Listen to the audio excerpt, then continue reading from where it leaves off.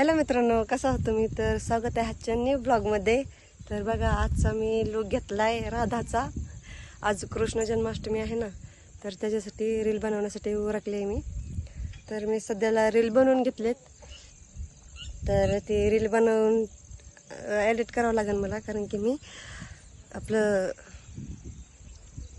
Pouch करून video बनवला आहे. तर व्हिडिओ कसा येतोय ते नक्की कमेंटमध्ये मला सांगा. आणि हो, फायनली कसं वाटलं, मी घरीच मेकअप केलेला आहे.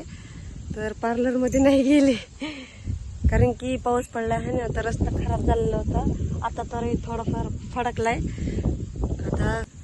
तर हे बघा, हे आमचा बावळट मुलगा, त्याला चांगलं नटवलं होतं मी. तर बघा ना, हे थोबड कसं करून ठेवलंय.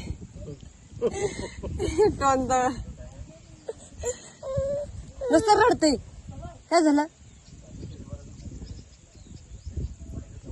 लय हाणलं त्याला मी.